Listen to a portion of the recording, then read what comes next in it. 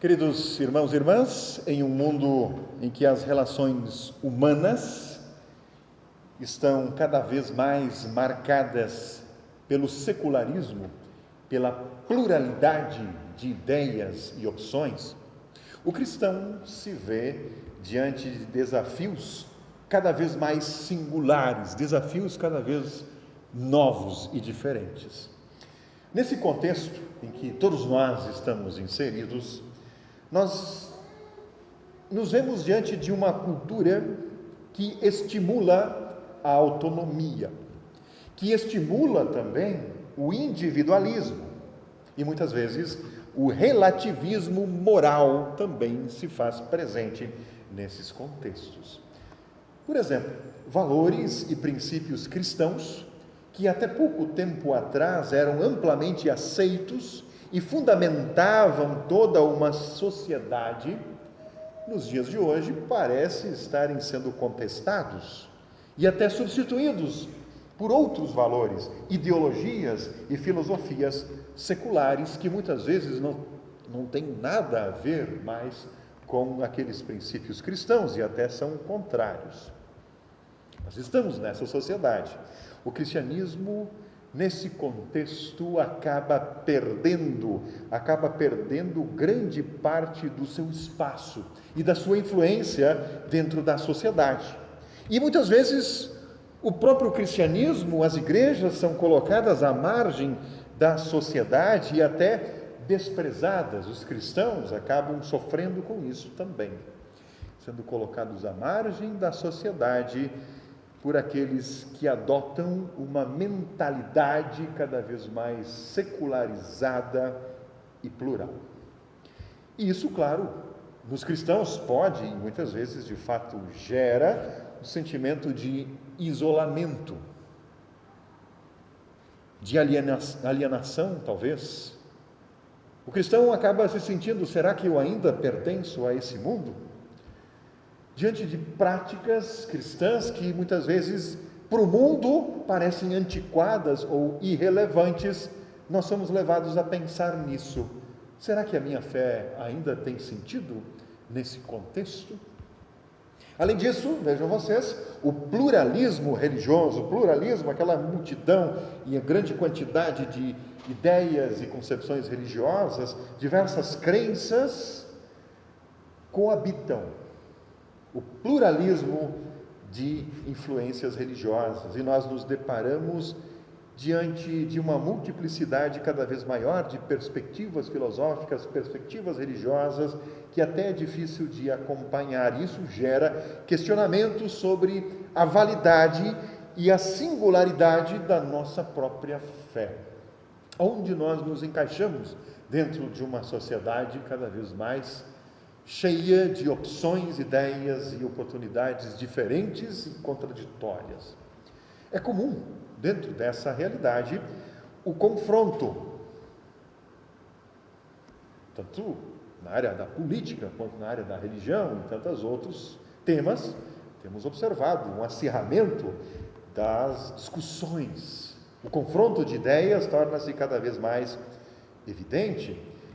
E aí eu pergunto, será que nós, como cristãos, estamos realmente preparados para fazer aquilo que o apóstolo Pedro nos recomenda naquela época, há 2000 anos atrás, ou seja, que os cristãos daquele tempo, e isso vale para nós, estejam preparados para explicar, para defender e dar testemunho da sua fé num contexto como esse?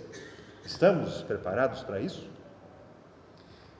É fundamental que o cristão se mantenha firme, isso é fato, nós repetimos isso o tempo todo.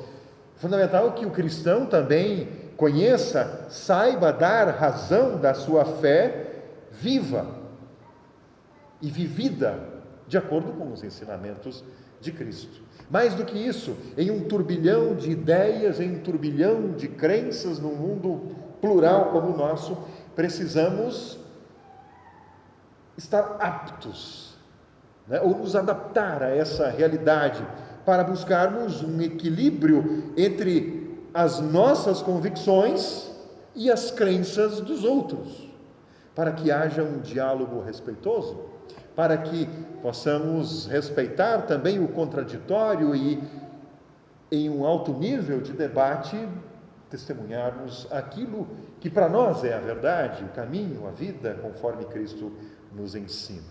Por isso, buscar conhecimento é importante, conhecimento da palavra, não apenas o conhecimento escriturístico, mas a correta e boa interpretação desse texto.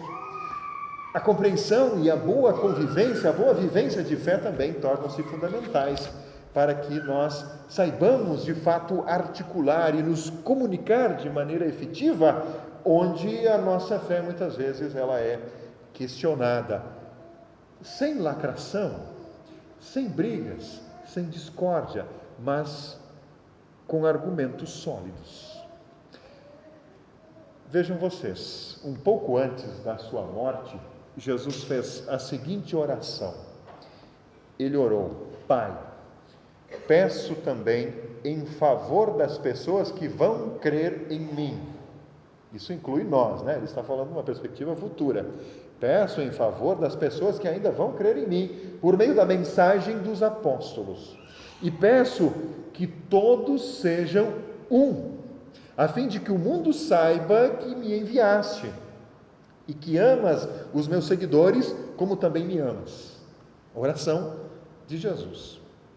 Aqui nós percebemos o propósito do nosso Salvador, que pede ao Pai que os cristãos sejam um, sejam unidos e que sejam capazes de testemunhar, ou seja, na oração de Jesus ele diz, para que o mundo saiba que ele, Jesus, é o Verbo eterno enviado da parte de Deus.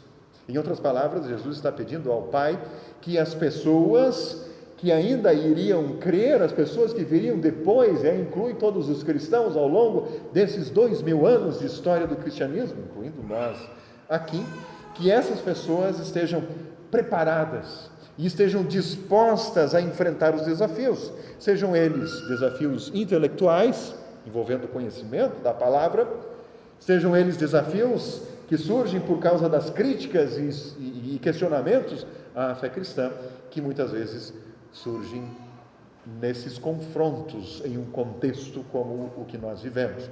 Mas, acima de tudo, a oração de Jesus é para que aqueles cristãos daquela época e todos nós também tenhamos um relacionamento verdadeiro, um relacionamento íntimo e sincero com esse Deus de amor, esse Deus de absoluta bondade.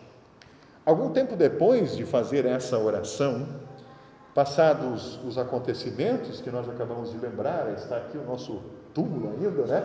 Acabamos de lembrar aí a Semana Santa, depois, mais adiante, vamos lembrar da Ascensão de Jesus.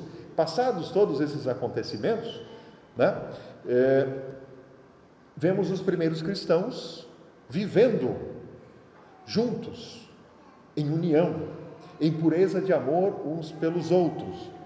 É justamente o que o texto de Atos dos Apóstolos, destacado para esse final de semana, nos lembra, no verso de número 42, onde nós encontramos o seguinte: todos continuavam firmes, seguindo os ensinamentos dos apóstolos, vivendo o amor cristão, partindo o pão juntos e fazendo orações. Deus Pai atendera a oração de Jesus. Deus Pai atendeu a oração de Jesus. O evangelista Lucas, que também escreve o livro de Atos dos Apóstolos, ao citar essa característica, ao notar entre esses primeiros cristãos, esses 4 pilares, por assim dizer, da fé cristã, ele não pretende, claro, estabelecer um modelo, alguma coisa quadrada, como se fosse uma espécie de livro de autoajuda, com o número 1, 2, 3 e 4, aonde tem um molde pronto e perfeito que basta segui-lo, que a igreja irá dar certo. Não é isso que o evangelista Lucas tem em mente ao trazer esse relato. Muito mais do que descrever o que aquelas pessoas, o que aqueles cristãos estavam fazendo, Lucas descreve o que o Espírito Santo de Deus, o próprio Deus, estava fazendo através da vida de fé, de comunhão daquelas pessoas. Deus agindo através daquelas pessoas. E ao fazer isso, o evangelista, que é o mesmo escritor do livro de Atos, o evangelista Lucas, ele traz pontos fundamentais para que a igreja permaneça, para que a igreja se desenvolva de modo sadio e consiga enfrentar e saiba viver em contextos como o que nós vivemos também, contexto secular, com um pluralismo cada vez maior de crenças e ideias, que não é tão diferente assim do que aquela realidade enfrentada pelos primeiros cristãos, que era um grupo bem minoritário. Por isso vamos voltar ao texto. Todos continuavam firmes, seguindo os ensinamentos dos apóstolos, vivendo em amor cristão, partindo o pão juntos e fazendo orações. Agora eu quero destacar cada um desses pontos separadamente e buscar em um texto muito importante de Lutero algumas colocações que nos ajudem nessa reflexão. Trata-se do Catecismo Maior de Lutero. Sobre o primeiro ponto, seguir os ensinamentos dos apóstolos. Assim testemunha o evangelista Lucas, que escreve o livro de Atos. Esses primeiros cristãos seguiam o ensinamento. Uma observação fundamental aqui, para início de conversa, é que o ensinamento não era invenção dos apóstolos, embora o texto diga o ensino dos apóstolos, mas não era invenção deles, dos apóstolos. Tratava-se daquele mesmo ensino, daquela pregação, da palavra, da voz do bom pastor, que chama as ovelhas, como a gente leu lá no texto do Evangelho. Tratava-se do ensinamento a respeito de Cristo, o Evangelho da salvação. Os apóstolos ensinavam a respeito de Deus, as suas promessas e o cumprimento dessas promessas na pessoa e obra de Jesus. E vejam vocês no Catecismo Maior, o nosso querido reformador Martinho Lutero,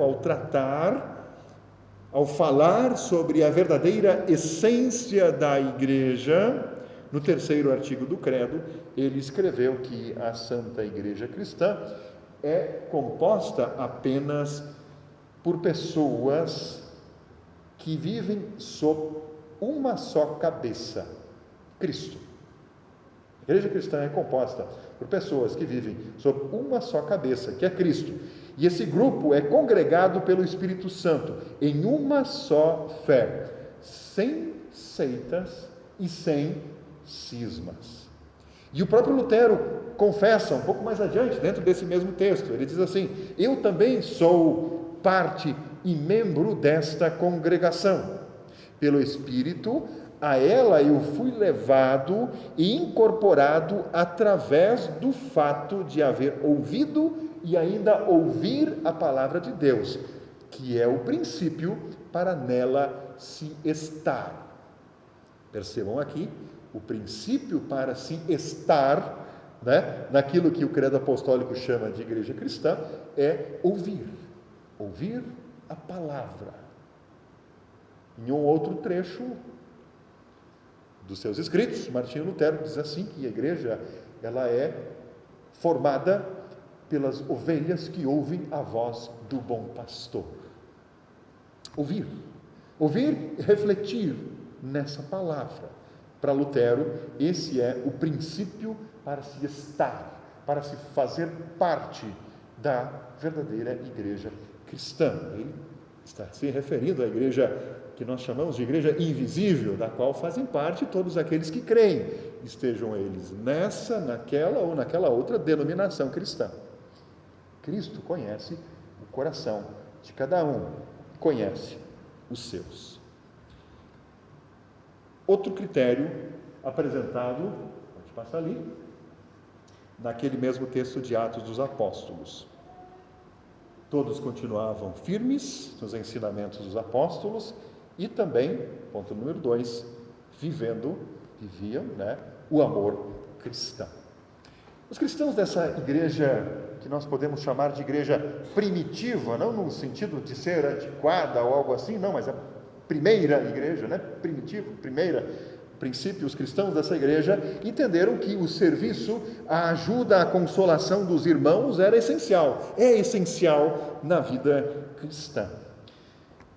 Através do serviço, através da consolação, através da ajuda ao próximo, o Evangelho se manifesta. Nós pregamos e testemunhamos o Evangelho quando nós agimos em amor para com o próximo. Esses primeiros cristãos tinham clareza a respeito disso. Da mesma forma que Cristo não veio para ser servido, mas para servir, aqueles primeiros cristãos, pequenos cristos, também serviam a Deus e serviam ao seu próximo. As formas como esse serviço cristão, esse viver o amor cristão que se demonstra, que se coloca na prática através do serviço, as formas como esse serviço acontece são diversas. A variedade de dons, na verdade, é extremamente importante no trabalho da igreja. A variedade, a multiplicidade dos diferentes dons. Viver o amor cristão não é apenas ajudar aos menos favorecidos da sociedade, mas é também ajudar a todos, ajudar aqueles que fazem parte, aqueles que estão muito longe, talvez, de nós, a receberem, a terem a oportunidade de ouvirem e refletirem nessa mesma mensagem do Evangelho que nós temos a oportunidade de ouvir. Daí a variedade de dons. E no Catecismo Maior, novamente, Lutero esclarece que a Santa Igreja Cristã, que vive sob Cristo como cabeça, ela agrega uma variedade de dons. E que essas pessoas que carregam esses diferentes dons são unânimes em um ponto central e essencial. Unânimes no amor. O amor que se manifesta em N formas, em diferentes direções. Viver o amor cristão, segundo tópico dentro desse versículo de Atos dos Apóstolos. O terceiro diz o quê? Que eles partiam, pode deixar ali, partiam o pão juntos. Partiam o pão juntos. O partir do pão é a primeira expressão utilizada pela igreja cristã primitiva para designar aquilo que hoje nós conhecemos como ceia ou Santa Ceia. E na semana passada nós falamos sobre isso. Quem esteve aqui deve estar lembrado. Nós falamos que no partir do pão, quando nós cumprimos sempre de novo aquele mandamento, aquele pedido de Jesus, perdão, façam isso em memória de mim. Quando nós repetimos isso e consagramos a ceia, trata-se de uma lembrança palpável, uma lembrança visível, Cristo entre nós. E aí eu lembrei também que na Santa Ceia o passado se torna presente. Passado, presente e futuro se juntam. Foi tão bonito quando nós encenamos aqui, a Santa Ceia, os discípulos ali ao redor da ceia. Depois, cada um de vocês também teve a oportunidade de vir e participar. É como se nós vivêssemos aquele momento, como se nós estivéssemos lá. E, de fato, a Santa Ceia tem essa característica, tem esse propósito de nos recolocar ali ao lado de Jesus. É Cristo presente entre nós. Passado, presente e futuro se tornam um só, exatamente como o próprio Jesus prometeu e ensinou quando ele falou sobre a Santa Ceia, lá em João 6,56. Ele disse: quem come da minha carne e bebe do meu sangue, vive em mim, e eu vivo nele. Portanto, o partir do pão demonstra que a vida cristã não era para aqueles primeiros cristãos e não deve ser para nós individualista. O partir o pão juntos mostra a necessidade e a importância da comunhão cristã. Aliás, é por isso que a Santa Ceia também é chamada de comunhão. Nós comungamos em conjunto, né? Em comunidade. A ceia é uma celebração conjunta em que desaparecem as diferenças, devem desaparecer as diferenças de classe, de cultura, de sexo, de cor, etc. E todos unânimes, como pessoas carentes do mesmo amor, como pessoas carentes do perdão, reúnem-se para partilhar aquilo que Cristo deixou, onde o próprio Cristo se faz presente. No Catecismo Maior, Lutero nos lembra de que nesta comunhão, na comunhão da Santa Ceia, não há nada senão remissão de pecados em um duplo sentido. Em um duplo sentido. Perdoarmos Deus, ou seja, Deus nos perdoar, né? E nós perdoarmos, e suportarmos e auxiliarmos uns aos outros. Comunhão, partir do pão. E por fim, o quarto tópico, dentro daquele mesmo versículo de Atos, capítulo 2, verso 42, é que aqueles cristãos mantinham-se firmes nas orações. Uma das mais marcantes características dos cristãos da igreja primitiva era justamente o seu fervor nas orações. Os cristãos da época, de fato, acreditavam piamente que Deus escuta as orações. Deus escuta quando oramos, ouve sempre o protetor. No Senhor nós temos força, alegria e muito amor. Eles, de fato e de verdade, viviam. Aliás, o apóstolo Paulo pediu aos cristãos de Tessalônica: orem sem cessar. Orai sem cessar, aquele clássico versículo que todos nós aprendemos também na instrução de confirmandos, né? Orem sem cessar. Igreja que não ora é uma igreja que está dormindo e corre sérios riscos de sucumbir em seu sono. Você que está dormindo, acorde, né? Tem um outro versículo que fala sobre isso. Todos nós, cada um, faz parte dessa igreja.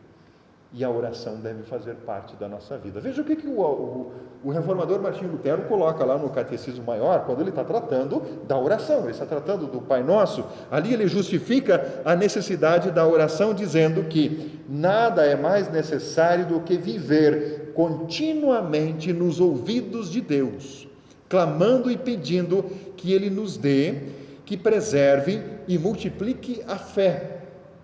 E pedindo, né? Clamando que Ele também nos ajude a cumprir os 10 mandamentos e remova tudo o que está em nosso caminho e nos impede de cumprir esses mandamentos. Observem as palavras que Lutero usa no Catecismo Maior: nada é mais necessário do que isso. Oração, estarmos continuamente nos ouvidos de Deus, clamando e pedindo. Fazer orações, portanto, conforme ensina o segundo mandamento. Lutero fala sobre isso na sequência desse texto. Fazer orações, conforme ensina o segundo mandamento, é invocar a Deus em todas as necessidades. E aí ele continua: devemos e temos de orar, se queremos ser cristãos, da mesma forma como devemos e temos de obedecer ao pai e à mãe. No Catecismo Menor isso não aparece tão claramente, mas aqui no Catecismo Maior de Lutero nós percebemos que para o reformador o dever de orar, ele está inserido no segundo mandamento. O dever de orar está inserido no segundo mandamento. Quando ele lembra invocar a Deus em todas as necessidades, ele está lembrando da própria explicação dada por ele mesmo do segundo mandamento, lá no Catecismo Menor. Por isso, amados irmãos e irmãs em Cristo, um mundo moderno, caracterizado pelo secularismo e pelo pluralismo de ideias, pluralismo de opções, exige cada vez mais de cada um de nós uma fé sólida, uma fé firme, uma fé bem fundamentada. Viver em um contexto como o que nós vivemos, plural e secular, exige que o cristão esteja preparado para dar razão da esperança que há nele, como escreve o apóstolo Pedro. Exige cada vez mais que sejamos capazes de nos envolver em diálogos respeitosos com quem pensa de forma diferente de nós. Sejamos preparados para isso. E ainda mais, exige viver em um mundo secularizado e plural, como cristãos, exige uma vida de testemunho autêntico, de testemunho verdadeiro, testemunho real, testemunho sincero.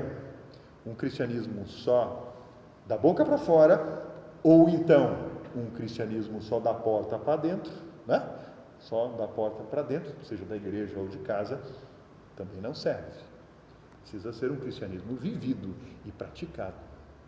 Nossa época, em muitos aspectos, ela é diferente da época que viveram esses primeiros cristãos, sobre os quais o autor do livro de Atos escreve. Em muitos aspectos é diferente, mas em muitos aspectos é muito parecido.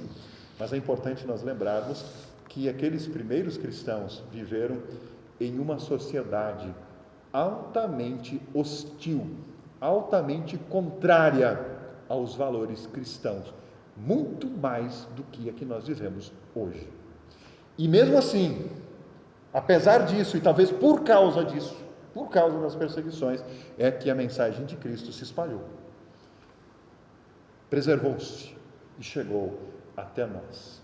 O cristão em um mundo secular também é chamado, sempre de novo, a permanecer firme na sua fé e a ser uma luz para o mundo. Ser luz para o mundo é isso. E isso significa buscar o conhecimento, buscar o entendimento, o ensinamento dos apóstolos, os argumentos a favor da fé, a fim de dialogar de maneira informada e respeitosa com aqueles que têm visões diferentes. E isso vai ser cada vez mais evidente, cada vez mais nós vamos viver com pessoas que pensam completamente diferente de nós. E não significa combater o outro, significa saber dialogar e testemunhar aquilo que eu creio. Significa viver e buscar a comunhão, uma vida de coerência, uma vida de autenticidade, não um cristianismo apenas de boca para fora. É contribuir para a construção de uma sociedade mais justa, para contribuir para a construção de uma sociedade que seja de fato compassiva, que demonstre amor, que demonstre compaixão, humildade e justiça em todas as esferas da sociedade. E o cristão tem uma contribuição importante para isso, tem importantes contribuições. Aqui no texto de Atos, capítulo 2, no verso 42, nós temos um retrato que talvez pode ser um retrato ideal ou idealizado pelo autor. E é possível, inclusive, aplicá-lo e vivê-lo nos dias de hoje. Aliás, é necessário. Esses 4 princípios colocados aqui no verso 42 de Atos, capítulo 2, continuam sendo o maior desejo no coração de Jesus. E eu tenho certeza que Ele continua orando ao Pai Celeste para que isso aconteça, também entre nós, entre aqueles que iriam crer. Lembram da oração de Jesus que nós citamos lá no início? Que cada cristão continue firme, seguindo, pode passar ali, os ensinamentos dos apóstolos, vivendo em amor cristão, partindo o pão juntos e fazendo orações. A permanência nesses 4